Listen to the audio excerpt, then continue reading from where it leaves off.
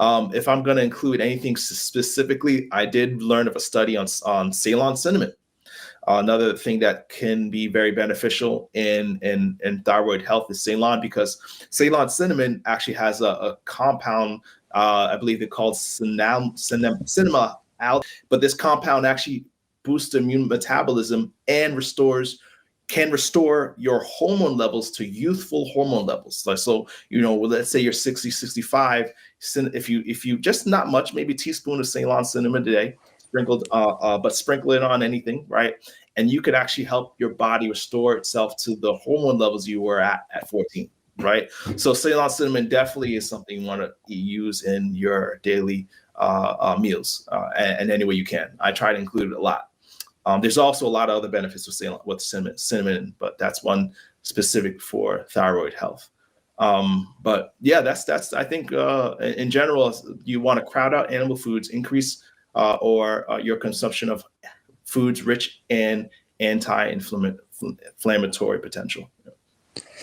Are some of these autoimmune conditions, including Hashimoto's and the other one that you mentioned that I forgot the name of, are some of these related to a gluten intolerance in certain people? Should some who are dealing with hypothyroid, particularly if it's autoimmune, should they be considering getting off of gluten? The only thing I would think would be very specific to its effect on the hypothyroidism is if you have a allergy that triggers your immune system. So celiac disease is actually very uncommon. Only about 1% of the population having celiac disease, which is like a severe gluten allergy. However, it doesn't hurt to exclude it, and see how you feel. But there aren't studies that really show that, gluten is going to, cause problems with the thyroid gland. So I wouldn't say that it's connected directly. It's definitely two different unless things. You have a particular particular sensitivity to it. My wife's actually walked this journey. I didn't want to make the interview all about my family, but she was diagnosed with the Hashimoto's. Cut the gluten. She's on the turmeric, the iodine. Some people might read in counsels on diet and foods, like, some of the spices and cinnamon, opt for the turmeric instead. So she's taken some of these very steps. And I was literally just at the store a couple hours before going live. She's like, honey, can you get me more of the blueberries? So more of those flavonoids and antioxidants, and she's doing well. She's really, that's really, I think, what a lot of our listeners want to hear. Can you actually reverse this? Can you've given the dietary prescription, and do you see in the people that you work with, your patients, your clients, do you see reversal of this? And certainly we know there's prevention. You've already shown that in the charts. But what about those who are in the trenches under the burden of this? How is there's hope here, isn't there? Absolutely. Yep. So we have had patients who had, low functioning or hypothyroidism, subclinical even, even to the point where they were on or a consideration for starting medications.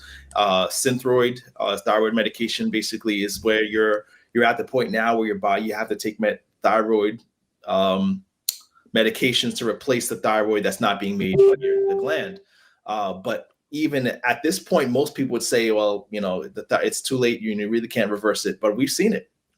People who are diagnosed and started on medications and come off of it. So that's awesome. Mm-hmm. How about soy, Louis? Is soy harmful to the thyroid? Yeah, great question. So there's a lot of misconception with soy. A lot of people say, well, you can't eat soy when you're have thyroid issues. The reason why soy is picked on is really because soy can, if you're already on thyroid replacement medications, soy can, and you're eating soy or at the same time as you're taking your medications, it can interfere with the absorption of the medication. But guess what? That's true of all foods, right? So in general, we tell patients not to eat anything while they're taking their thyroid medications. So just like soy can mess you up if you're taking medications, any food can.